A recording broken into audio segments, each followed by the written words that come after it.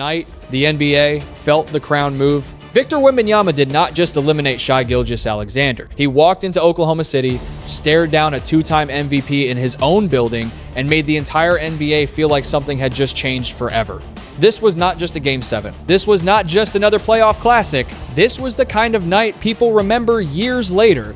The kind of night where a league quietly realizes the future is no longer waiting outside the door. It has already stepped inside. Think about the picture for a second. 2 weeks earlier, Shai was handing out luxury watches to his teammates, expensive gifts, designer confidence, the kind of gesture that says, "We are built for this moment."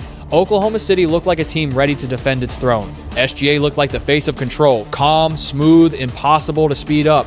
The Thunder had the building, the crowd, the experience, and the reigning superstar. Everything about the scene was supposed to belong to them. Then Wembanyama arrived, not with loud trash talk, not with a wild celebration, not with some manufactured villain act. He arrived with that strange, terrifying calm that only the great ones have when the pressure is supposed to crush them. Every time Oklahoma City tried to turn the game back in its favor, San Antonio found another answer. Every time the crowd rose, the Spurs refused to blink. And when the final buzzer hit, the scoreboard said more than Spurs 111. Thunder 103. It said the conversation had changed. SGA played like a star. Nobody can erase that. But Wembanyama played like the problem the rest of the league has not figured out how to solve. His presence changed shots he never touched. His gravity opened space for teammates who suddenly looked fearless. His confidence made the Spurs look older, tougher, and more prepared than they were supposed to be. And then came the handshake. Wemby found Shai, looked him in the eyes, and without saying a word, delivered the message every fan understood. I came to your house in your biggest game, and I left with the crown. Before we go deeper, tell me where you are watching from. Comment your city right now. Press 1 if you believe Wembanyama has officially passed SGA. Press 2 if you think Shai is coming back for revenge. And if you love NBA drama like this, subscribe now, because this rivalry is only getting started. Rivalry nobody wanted to admit was already here. Before this Game 7 became the night everyone talked about, this rivalry was building quietly in the background. At first, the NBA tried to frame Victor Wembanyama's biggest comparison as Chet Holmgren. It made sense on the surface. Two long, skinny, skilled big men. Two young stars with shot-blocking instincts and perimeter skills. Two names fans could throw into debates every time the Spurs and Thunder shared the floor. But that was never the real battle. Chet was part of the story, but he was not the throne. The real throne belonged to Shai Gilgeous-Alexander. He was the player Oklahoma City trusted with everything. He was the one who turned a rebuilding team into a powerhouse. He was the smoothest scorer in the building, the calmest closer in the fourth quarter, the MVP who made defenders look helpless without ever seeming rushed. SGA was not chasing the future. He was already living in the present as one of the league's most respected stars. And that is what made Wembanyama so dangerous. Because Wemby did not enter the league like a normal young player. He arrived with expectations that would have crushed almost anyone else. 7'4", blocking shots like a center, shooting threes like a wing, passing over defenses like a guard, and moving with a rhythm that made no sense for someone that tall. People called him generational before he had earned anything in the NBA. Usually, that kind of hype fades once real games begin. With Wembanyama, it only got louder. The more he played, the more the league realized this was not just potential. This was a new kind of basketball problem. Guards were afraid to finish at the rim. Big men were uncomfortable chasing him outside. Coaches had to change entire game plans just to survive his minutes. And while SGA was building his case as the best player in the world through control, efficiency, and leadership, Wemby was building his case through disruption. That is why this series felt bigger than Spurs versus Thunder. It was not just two teams fighting for the finals. It was two timelines crashing into each other. Shai represented the superstar who had already climbed the mountain. Wembanyama represented the force coming to change the shape of the mountain itself. So when they finally met with everything on the line, it was never just about one win. It was about who the league would fear next. Shai's crown looked untouchable. Before Wembanyama turned this series into a nightmare for Oklahoma City, Shai Gilgeous-Alexander looked untouchable. Not just good, not just elite, untouchable. He had the awards, the numbers, the respect, and the kind of quiet confidence that made every Thunder possession feel under control. SGA did not need to scream to own a game. He could walk defenders into bad angles, stop on a dime, rise into that smooth mid-range jumper, and make the entire arena feel like the outcome had already been decided. That was the power of Shai's game. He never looked rushed, he never looked panicked, even when defenses sent help, even when the shot clock got low, even when the crowd got loud. He played like time belonged to him. That is why Oklahoma City believed. That is why his teammates followed him. That is why fans looked at the Thunder and saw more than a young team. They saw a machine. And then came the gifts. The watches, the designer coats, the custom golf sets on the surface. It was a generous moment from a leader to his teammates. And it should be respected that way. Shai was showing love to the guys who had gone through the grind with him. He was rewarding the locker room. He was saying, without needing to say too much, we are in this together. But in sports, timing changes everything. When you hand out luxury gifts before the job is finished, the story can turn on you fast. If Oklahoma City wins, those watches become part of championship folklore. They become the symbol of belief, brotherhood, and a superstar leader taking care of his team before they finish the mission. But if Oklahoma City loses, especially in Game 7, especially at home, especially to the young alien everybody warned you about, those same watches start to feel different. They stop looking like a celebration. They start looking like a receipt. That is the cruel part of playoff basketball. It does not care about reputation. It does not care about MVP trophies. It does not care how smooth your regular season looked or how expensive the gifts were. The postseason asks one question. When everything tightens, who still has enough? For most of the season, the answer looked like Shai. He was the face of Oklahoma City's rise, the leader of a team that played with discipline, speed, and belief. But against Wembanyama, every possession became harder. Every lane felt smaller. Every mistake looked louder. And slowly, the crown that once looked locked onto SGA's head started to feel a little less secure. Wembanyama was not supposed to be ready this soon. The scary part about Victor Wembanyama is not just that he is great. The scary part is that he became this great before the league had time to prepare for it.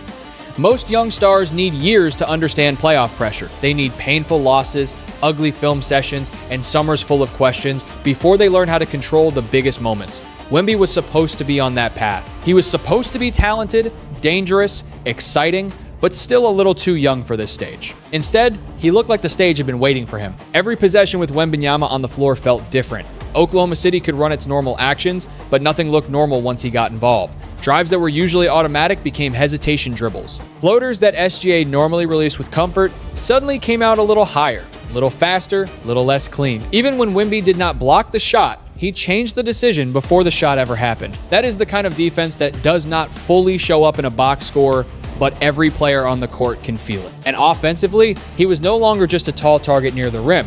That version of Wemby would already be hard enough. But this version could step behind the three-point line, pull a defender away from the paint, read the help, and make the pass that broke the coverage. He could punish a mismatch inside, then come back on the next possession and stretch the floor like a wing. How do you build a normal defensive plan against someone who bends the court in both directions? That was the problem for Oklahoma City. They were not just guarding a player, they were guarding an idea the NBA has almost never seen before. The Thunder had athletes, they had length, they had discipline, they had Chet Holmgren. But even with all of that, Wembanyama kept making the game feel unfair. Not because he scored on every trip, but because his presence created constant stress. One mistake, and he was at the rim. One late rotation, and he was shooting over the top. One careless pass, and those arms were suddenly in the lane. Wemby was not supposed to understand all of this so soon. He was not supposed to carry himself like a veteran in a Game 7 environment. He was not supposed to make a two-time MVP look like he was playing inside a shrinking court. But that is exactly what happened.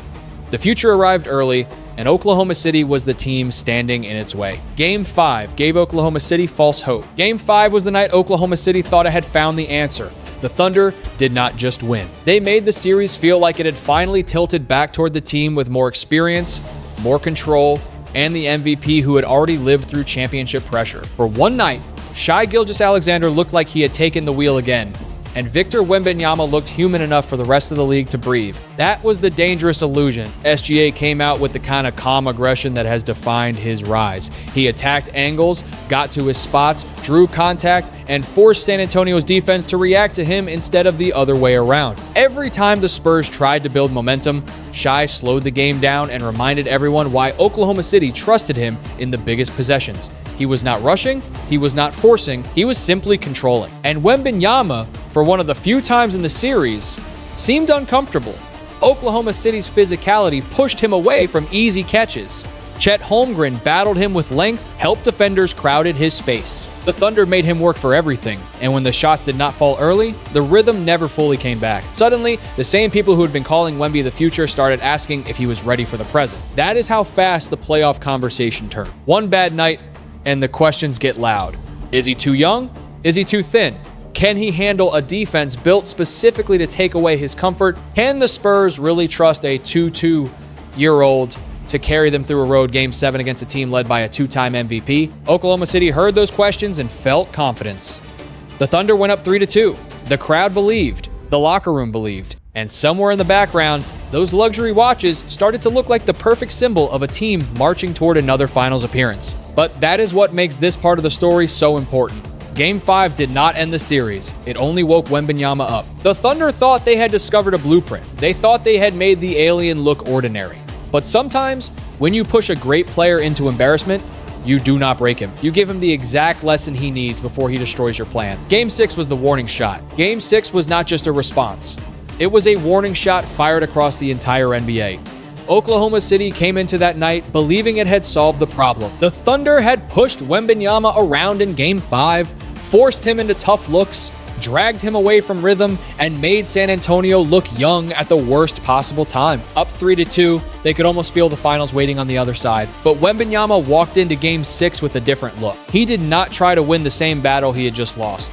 That was the first sign of growth. A younger player might have forced the issue inside, tried to prove toughness, tried to meet Oklahoma City's physicality with stubborn pride. Wemby did something smarter. He changed the geometry of the game. Instead of letting the Thunder crowd him near the paint, he stepped out, pulled defenders with him, and started launching from deep. Suddenly, the whole court opened. The same defense that had looked so sharp in Game 5 started bending. Bigs had to chase him beyond the arc. Guards had to think twice before helping. Rotations came late. Passing lanes appeared. San Antonio's role players began attacking with confidence because Wembanyama's presence was stretching Oklahoma City thin. That is when the Thunder realized the terrifying truth. Even when you take one version of Wemby away, another version is waiting. By halftime, the mood had shifted. The Spurs were no longer playing like a team trying to survive. They were playing like a team that had discovered Oklahoma City's fear. Wembanyama's threes were not just points. They were psychological punches. Every make told the Thunder their Game 5 blueprint was already outdated. Then came the run. San Antonio exploded, Oklahoma City froze, and the building felt the series slipping. The Thunder went possession after possession without answers. Shots missed, passes got rushed, drives died before they reached the rim. SGA, usually so calm, could not completely settle the storm. The Spurs did not just win Game 6. They took the Thunder's confidence and dragged it into Game 7 wounded. That was the real damage. Game 6 proved Wembanyama could adjust under pressure. It proved San Antonio had depth, belief, and discipline. Most importantly, it proved Oklahoma City had not solved him at all. They had only delayed the inevitable. Game 7 was not a blowout, it was a trial. Game 7 was not some easy coronation for San Antonio. That would make the story too simple. This was not Wembanyama walking into Oklahoma City and watching the Thunder collapse from the opening tip. This was a fight. This was pressure. This was the kind of ugly, tense, possession-by-possession war where every mistake feels louder, every rebound feels heavier, and every timeout feels like a team trying to stop itself from breaking. The Spurs landed the first punch. They came out with confidence, moved the ball, trusted their spacing, and looked like they were ready to carry the energy from Game 6 straight into enemy territory. For a moment, Oklahoma City looked shaken. The crowd got quiet. The Thunder looked tight. And San Antonio looked like the younger team with nothing to fear. But champions do not disappear that easily. SGA answered. He started attacking with the pride of a superstar who understood exactly what was at stake. He got to his spots, created contact, found teammates, and kept Oklahoma City alive when the game felt close to slipping away. Twice, the Thunder pushed back hard enough to make the arena explode. Twice, it looked like the home team had found the emotional wave it needed to flip the night. And every time, the Spurs had to prove they could survive the noise. That is what made Game 7 so important. It tested everyone. Wembanyama did not need to score 50 to control the game. That is the difference between a great scorer and a franchise-changing force. His value was everywhere. He stretched the floor. He pulled defenders out of position. He made drivers think twice. He turned ordinary possessions into complicated puzzles. Even when foul trouble sent him to the bench, his presence still seemed to hang over the game like a shadow. Oklahoma City could not escape. Then came the moment that changed everything. With the Spurs protecting a narrow lead, the Thunder had a chance to cut into the deficit and wake the building up completely. Isaiah Hartenstein broke free, and for a second, it looked like Oklahoma City was about to grab momentum. Then Luke Kornet, a man who had barely played, appeared at the rim and erased the shot. One block, one shockwave, One play that ripped the oxygen out of the arena. On the other end, San Antonio turned that stop into points. Stephon Castle stayed composed. Julian Champagnie hit big shots. The Spurs role players did not shrink. They answered the call, and that was the difference. SGA had numbers. Wembanyama had a team that believed. The handshake that broke the internet. When the final buzzer sounded, the noise in Oklahoma City did not explode. It vanished. That is the sound nobody talks about enough in playoff basketball, the silence after a home crowd realizes the season is over. No more chants, no more belief, no more one last run. Just thousands of people staring at the court, trying to understand how a team that looked so ready for the moment had watched the moment walk away with someone else. The Spurs had won, the Thunder were finished, and Victor Wembanyama was no longer just the future. He was the headline, but the moment that turned this from a basketball result into a viral NBA memory came after the game, when Wembanyama found Shai Gilgeous-Alexander in the handshake line. There was no need for a speech, no need for disrespect, no need for some exaggerated celebration that would get replayed for the wrong reasons.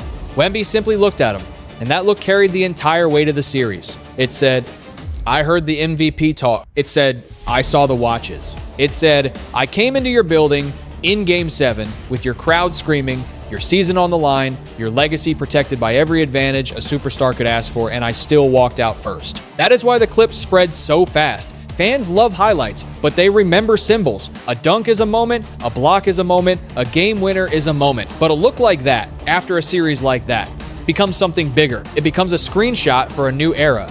It becomes the image people use when they argue about who owns the league now. And to be fair, Shai did not deserve humiliation. He fought, he showed up in Game 7, he gave Oklahoma City everything he had left. This was not about making SGA small, it was about making Wembanyama's arrival impossible to ignore. Because sometimes the league does not change with an announcement.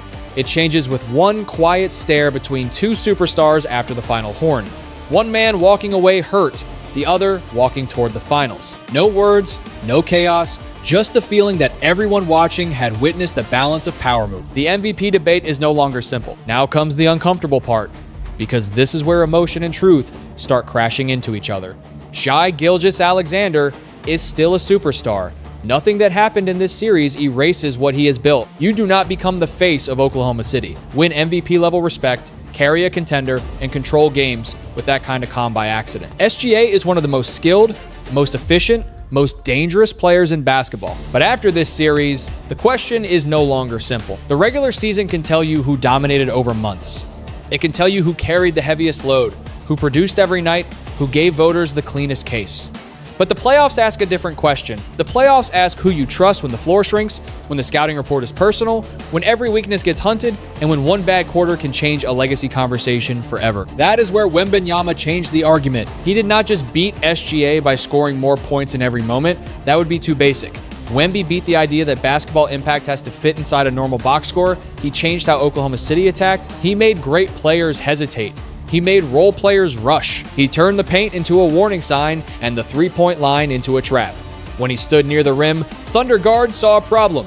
When he stood beyond the arc, Thunder bigs saw a problem. There was no safe place. That is what separates him. Shai can control a game with scoring rhythm. Wembanyama can control a game before the shot even exists. He can score, defend, space, pass, recover, and erase mistakes in ways that almost no player in the league can match. And in this series, under the brightest pressure, he proved that those gifts translate when the season is on the line. Still, this should not become a disrespectful conversation. SGA is not finished. He is not exposed. He is not suddenly less great because the Spurs won. He is a champion-level player who ran into a force unlike anything the NBA has ever had to solve. That matters, but if the question is who feels like the league's most terrifying player right now, the answer after Game 7 is hard to avoid. It is Victor Wembanyama. What the league must learn from this night. What happened in Oklahoma City was bigger than one win, one loss, or one viral handshake. It was a lesson. For the Thunder, it was a painful reminder that confidence is powerful, but it cannot replace execution. Gifts, awards, home court, and reputation can build belief, but they cannot close a Game 7. When the pressure rises, basketball becomes brutally honest. It reveals who is prepared, who is connected, and who can still make the right play when the whole season is shaking. For SGA, this does not have to be the end of anything. It can become fuel. The greatest players do not avoid painful nights. They learn from them. Shai gave everything he had, and even though Oklahoma City fell short, His story is not over. A true leader does not disappear after heartbreak. He returns sharper, wiser, and more aware of what winning at the highest level demands. If anything, this loss may become the chapter that makes his next comeback even more dangerous. But for Wembanyama, this was the night the league had to stop speaking about him in future tense. He is not just coming, he is here. And the most frightening part is that he still has room to grow. He already protects the rim like a defensive system by himself. He already stretches the floor like a guard trapped inside a giant's body. He already changes the confidence of opponents before they even release the ball. Now he has added something even more important: proof under pressure. That is the real lesson for every young player watching. Talent can open the door, but discipline keeps you in the room. Hype can make people notice you, but preparation makes them respect you. And when the biggest moment arrives, the loudest person is not always the strongest. Sometimes, the strongest player is the one who stays calm, trusts his teammates, and lets the scoreboard speak. The Spurs did not win because one man wanted glory. They won because one star elevated a group, and that group answered him. That is basketball at its best. Not ego, not humiliation, not hate. Just competition, respect, growth, and the reminder that even in defeat, there is a path forward. Now I want to hear from you. Press 1 if you believe Wembanyama is the new face of the NBA. Press 2 if you believe SGA will come back and reclaim everything. Like this video, share it with a real NBA fan, and subscribe to the channel, because the next chapter of this rivalry could be even bigger than the first.